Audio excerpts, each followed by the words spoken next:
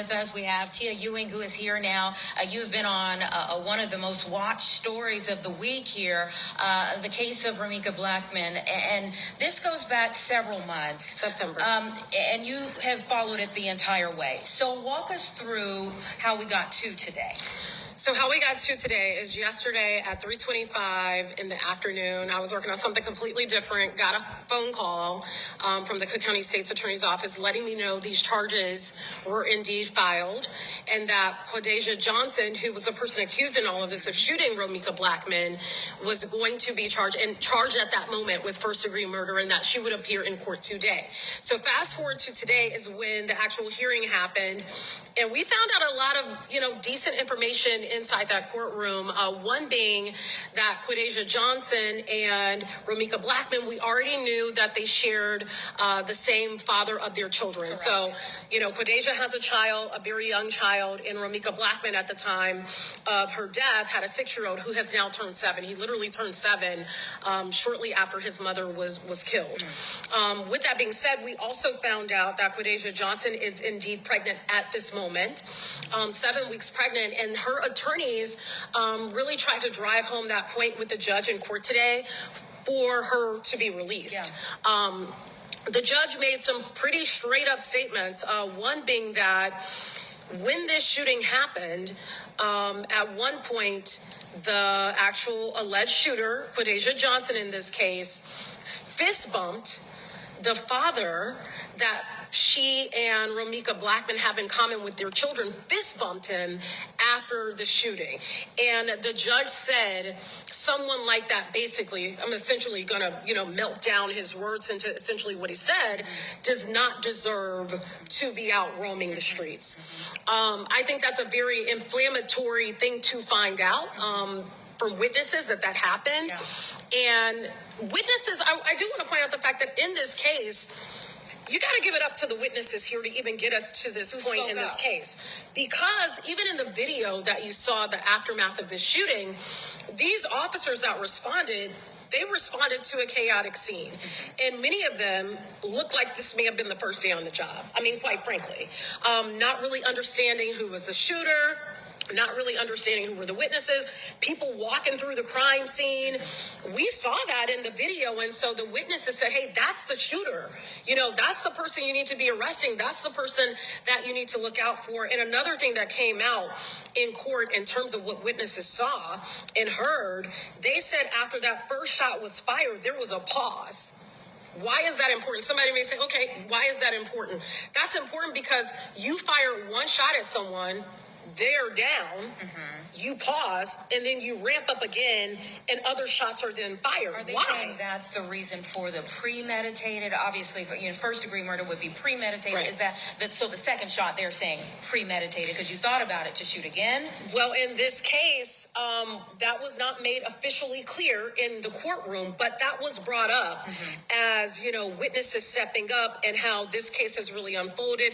And because of that, the judge did not feel like Quadeja Johnson, no matter pregnant or not, does not deserve to be out here walking the streets. And that was one of the big issues. I mean, obviously, the biggest issue is that a life was lost. So let's say yes. that, but that was one of the big issues going back to the day that this happened. Even though the police came and there was an arrest, she was released. She was released. Someone had lost their life and she was released. And that is how we got involved in the story. So the shooting happened September 8th. She's released. I get a call from a friend of the family member that happens to know my family, being in Chicago. And they're like, hey, have you heard about this story? Is this something that you would cover? And I'm like, yes, I've heard about the story. We've all been wondering what's happening in the course of this investigation. And so that is how the connection even happened. So September 8th, the shooting and killing happens. September 23rd, I do the story. And from there after, I'll give it to the people. They really made sure I would get emails constantly because, like you said, it is a case that so many people have questions about.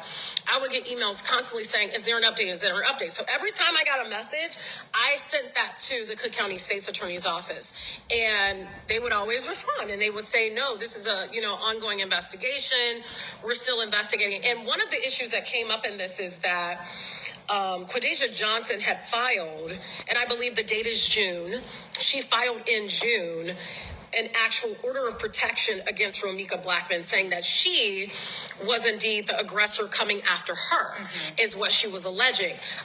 We actually found some paperwork. Now, mind you, there could be several different orders of protections, but in this particular case, one of the orders of protection that we definitely can confirm existed was never delivered to Romeca Blackmon. In fact, every time the sheriff's, I believe it was the Sheriff's Department of Cook County, and I'll go back and review this, but a sheriff's department, just to be safe, tried to deliver this, they could never make contact. And in fact, they tried to deliver it after she was passed on. Okay, so let's the day that the shooting took place, Romeca was going to drop off her son. Is that she had correct? already dropped off her son And was coming out of there. It was coming out. And how did they? What caused them to interact? So here's what's interesting about this, and there's so many different narratives about how this played out. So the father that both of these women share, his home is blocks going south from where, I believe it's south from where their school is located. And I've heard different narratives. If you look at the video, you see Romeca Blackmon's car, and I think I'm correct on this, kind of going back to our original story, in the street. You see Quadeja Johnson's car kind of like behind, I think it was parked on the street or behind her. And so the idea was this a situation where she saw her and hopped out of the car? Was it the reverse? Was she then blocked in? That's the question. That's some of the stuff we don't officially know, because that's all been hearsay. We have, and mind you, I did have witnesses' phone numbers, but I could never get them on the phone to actually say what they saw. Yeah. So that was all hearsay of why the car was this way. Was it that Romeca jumped out? Was it that Quadeja blocked her in? And whatever happened, there was an altercation. Right. And in court today, that did come out that, in fact, the father had Blackmon in a chokehold during the course of this dispute that's unfolding on the street. And how did he get to the location at the time of the dispute? He lives a couple of streets And down. he came out? So that is unknown. Was he riding in the car with Quadeja Johnson? Was he walking down the street? Keep in mind, it's cold now, but it was not cold at the time. Were they waiting for her? I mean, there's a lot of different questions about that we don't officially have those answers to. But somehow he hopped in the middle. Somehow he got into the middle of it, puts Romeca Blackmon, who is a very small framed woman, in a chokehold, ends up the other mother of his child ends up shooting her, and they fist bump. My question now is, and this is the email that I sent after learning these details to the Cook County State's Attorney's Office, is he going to be charged? Well, that was going to be my next question. Is he an accessory? Is he an accomplice in all of this? Because just based on the details you hear in court, it would make you ask the question, well, where's this guy at? Right. Is he going to is there now you have to look at the totality of the case. Is there now an agreement that he's now going to be the person, the key witness to testify against Quadeja Johnson? That's all, up in the air, but definitely worth a lot of questions. Yeah, absolutely. I mean, how he ended up there at that time, if he had her in a chokehold, was he holding her for something Correct. that happened to her?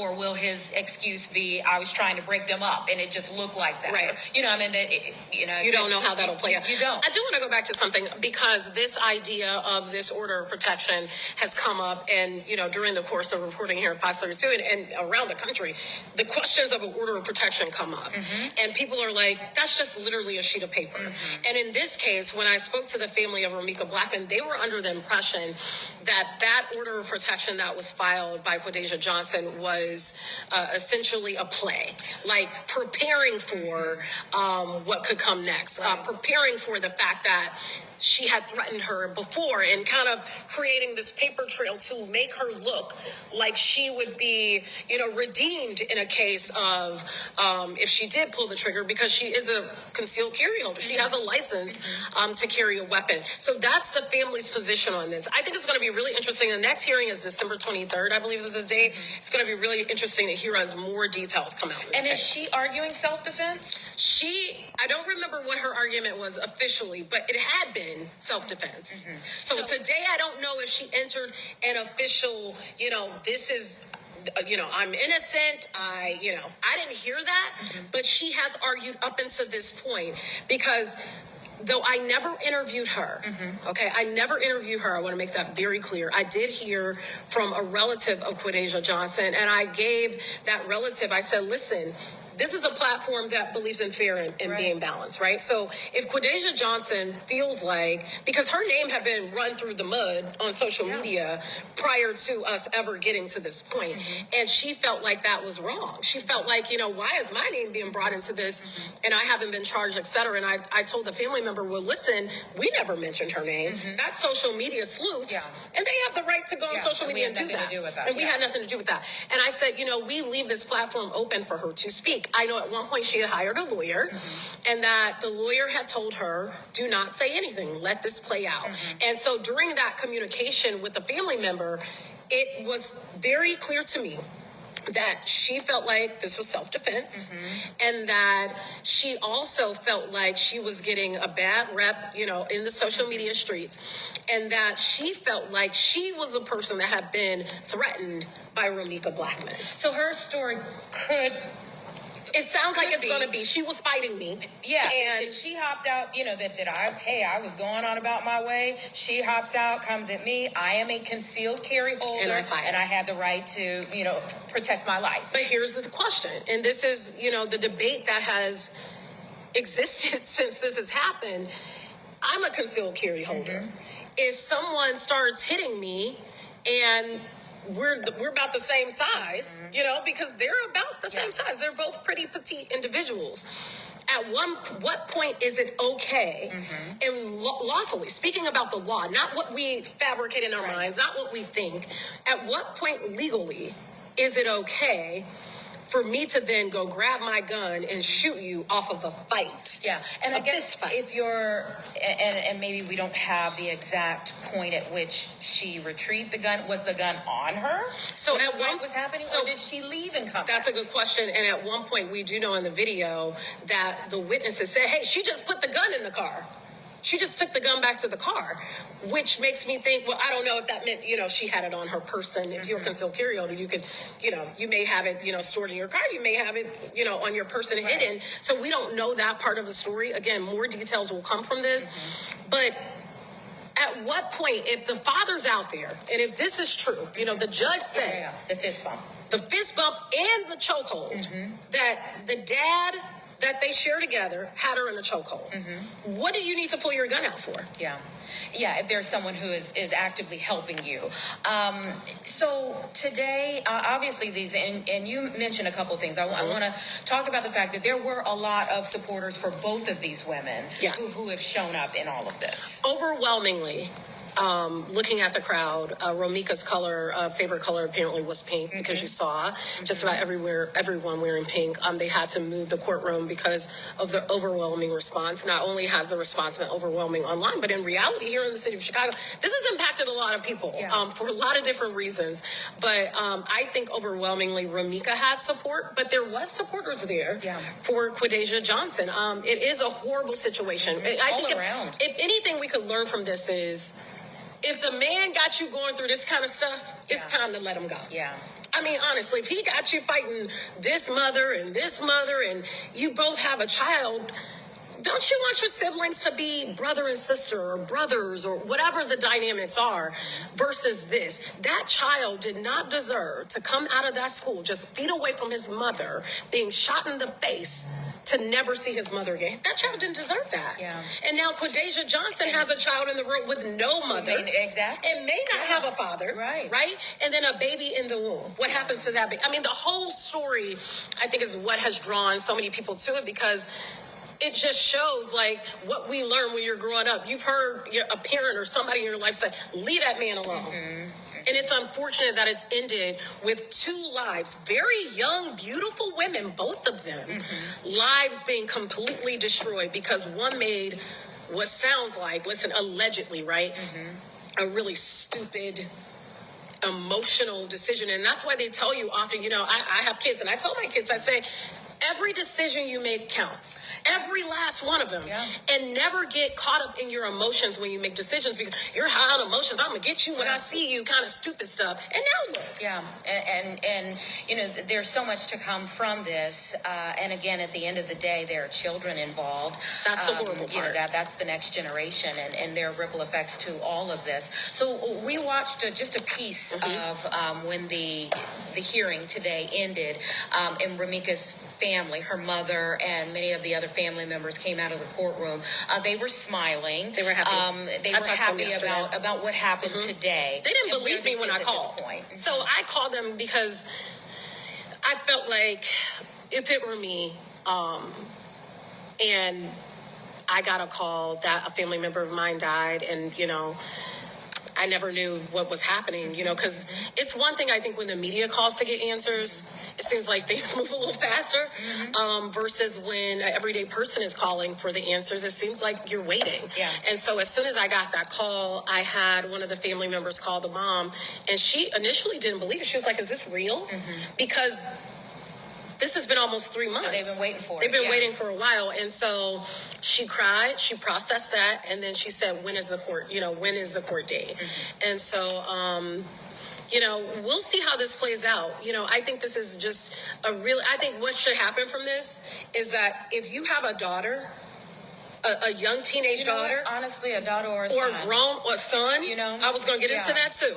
Young, old, maybe like not quite 30. Yeah. This is a good time to show them this story. Yeah. Because believe it or not, it's a lot of people resonate with this story because they've been in it. Yeah. Right? Yeah. Or they've seen somebody be foolish in love and things happen and it goes left. And I think that this is a good reminder of, I can't say what I really want to say, but don't let a loser bring you down.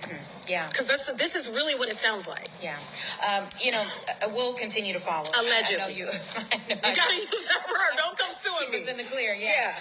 I know that you will continue to follow. It is honestly very sad on many levels, but we appreciate you staying on top of it. I know a lot of people have found interest in it for many different reasons. So thank you for staying on top of it. That's our job, right? It is. That's why we collect that paycheck. So yeah, been my pleasure to follow it. So Tia Ewing, everybody, and you'll see her at 4, 5, and 9 this evening when she wraps everything up. All right, it's 2:33. We'll be right back.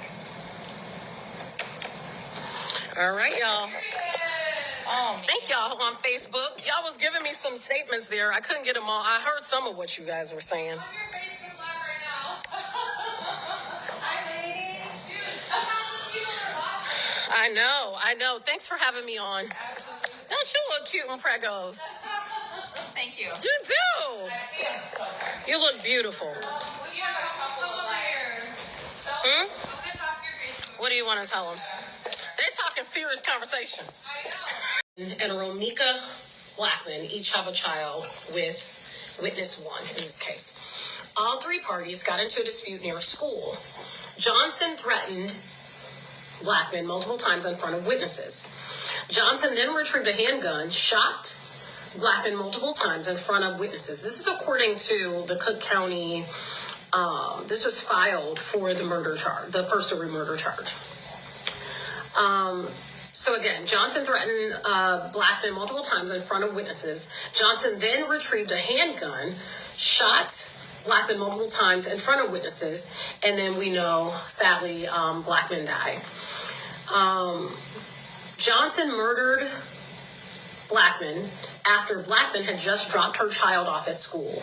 Johnson celebrated the murder immediately after. Johnson was undeterred by the presence of witnesses, public setting, broad light near a school, and near many children. Multiple civilian calls to 911 before and after the murder. It basically goes on to say that she deserves to be held behind bars because clearly she doesn't care about the harm, and based on the previous circumstance that happened, nothing would stop her is essentially what it says. Now, this is what the court is alleging. Now, this is a 3-page document of all of the facts from the court. So it says, witness 1 has a 6-month-old child in common with Johnson, as well as a 6-year-old child in common with Blackmon, the victim. In December 2024, the defendant sought a stalking no contact order against the victim, alleging that the victim made verbal threats to the defendant through the defendant's family members. The defendant in this case, let's go back. So in December of 2024, the defendant sought a stalking no contact order against, so that means that Johnson sought that stalking no contact order against Romeca, alleging that Romeca made that verbal threats to her through Johnson's family members. Johnson did not allege that Blackmon committed any acts of violence against her. The order of protection was granted in July of 2025, but was never served on the victim. I think I kind of mentioned that a little bit earlier.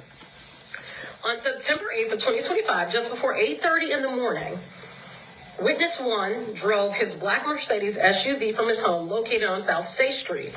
So this is the father in all of this, to the location of 20 West Cermak. Johnson was seated in the front passenger seat, and the 6-month-old child was in the rear. So the child was present through all of this, Johnson's child, in the removable car seat of the Mercedes. The defendant was dressed in a black jacket, that being Johnson, with green leggings. The father double parked his Mercedes on Cermak 2 car lengths in front of Johnson's black Chevy Cruze.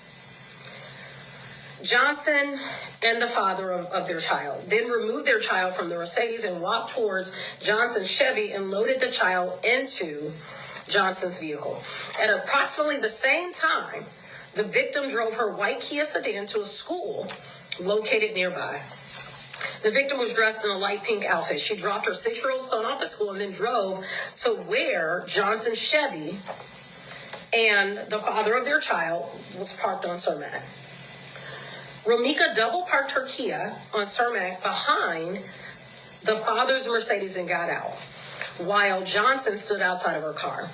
At this time, witness 2, who does not know any of the parties, so a witness on the street, drove past Romeca, Johnson, and the father, observing that Johnson and Romeca standing in the street arguing, but unable to hear exactly what was being said.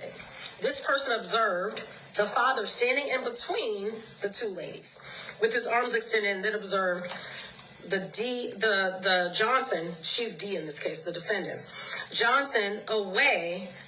So witness 2 observed the father push Johnson away from Romeca, while that doesn't make sense, doesn't that, Flan? While Romeca, unarmed, stood stationary with her arms crossed across her chest. Minutes later, another witness on an eastbound bus that drove past saw this argument again between Johnson and Romeca. She observed, and bus video captured, Romeca and the father standing in the open driver's door area of Romeca's Kia. At this time, this witness was walking east on Cermak, approaching State Street.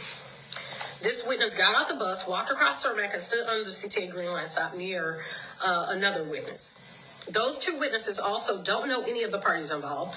They observed the father standing in between the 2 mothers, Johnson and Romeca. They observed Johnson walk towards the driver's door of the Kia, standing in the threshold of the driver's door with the father standing immediately outside of the driver's door. Johnson was standing on the sidewalk arguing with Romeca. Another witness observed the father strike Romeca by repeatedly swinging the driver's door of the Kia closed on her. Another witness called 911 reported that the father had struck Romeca multiple times with the car door. After her 911 call, Romeca entered her car. After her 911 call, she entered her car. 2 witnesses then observed Johnson approach Romeca's car and heard Johnson making threats towards Romeca. Another witness walked closer to the incident at this time. That person observed Romeca exit the Kia, and when she did, observed the father approach Romeca from behind and place her in a chokehold with his right arm while striking her with his left. This is hard to listen to because this is some acts of domestic violence here as well. This witness observed Romeca unarmed with her hands in the air trying to break free from the father's grasp. A witness heard Johnson make threats to shoot Romeca and heard the father tell Romeca that Johnson had a gun. Johnson then went to her vehicle and was observed by another witness retrieving a handgun and then standing on the sidewalk. The victim was able to break free from the father's hold and took steps away from Johnson as observed by another witness. That witness observed Johnson put her handgun at Romeca, walked toward Romeca, and then fired multiple times at her with a pause between the first shot and the subsequent shots. This witness had just turned to walk away when he heard, this is another witness, a gunshot, a pause, followed by 2 more gunshots. He looked toward the direction of the gunshots and observed the defendant holding a black handgun in her right hand. Romeca was struck multiple times and collapsed. Another witness, 2 witnesses moved Romeca's body and moved her slightly west. I guess she must have fallen into traffic. That person then called 911 and reported that Johnson shot Romeca and observed the father and Johnson fist bump one another afterwards. Officers arrived and observed that Johnson was unresponsive, unarmed, and laying in a pool of blood. On scene and covered in blood, Johnson was also on the scene and had blood on her. So the father had blood on him, Johnson had blood on her. Romeca was transported to the hospital and pronounced dead shortly thereafter.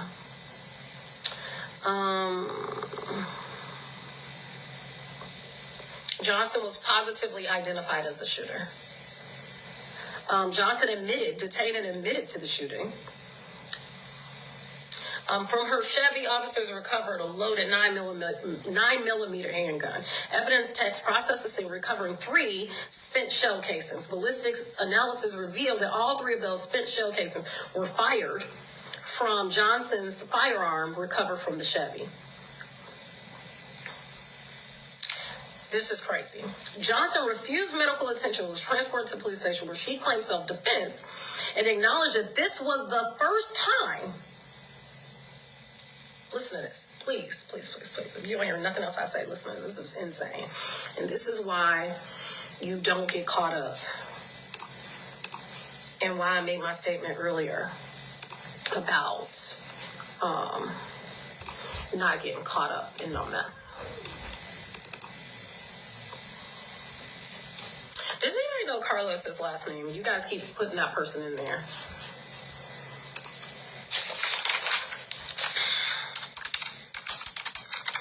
Who is Carlos in this case? You guys keep saying it.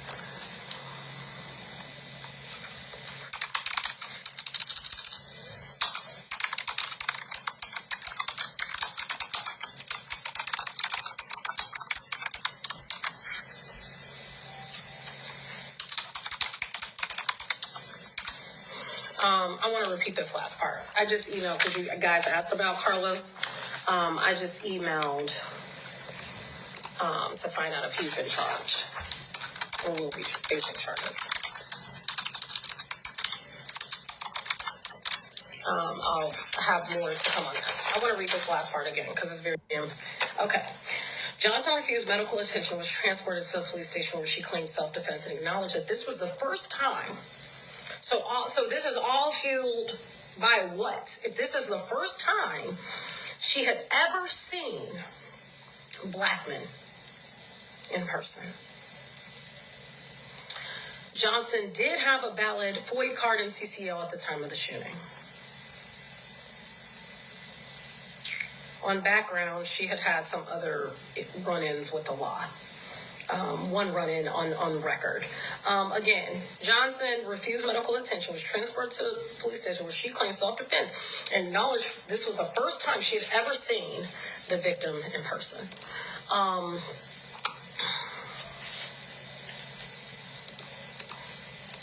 I don't know what you guys think about that, but I think that is the most awful thing I've ever heard.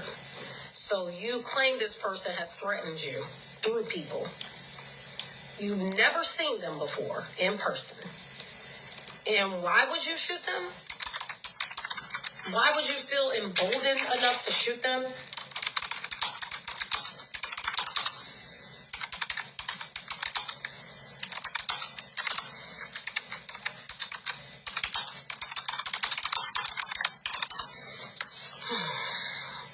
that's troubling. I don't know how you guys feel about it, but I feel like that's troubling.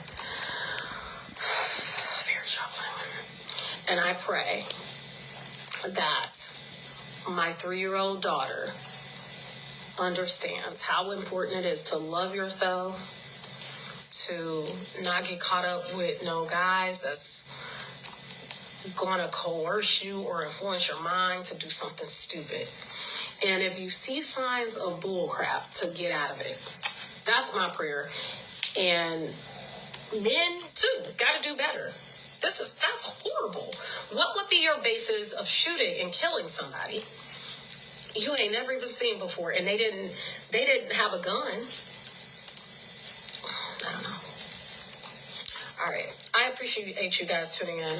More to come on Fox 32 at 4. I will post the story. I'm about to listen to the sound. Yes, and I mentioned that if you want to go back and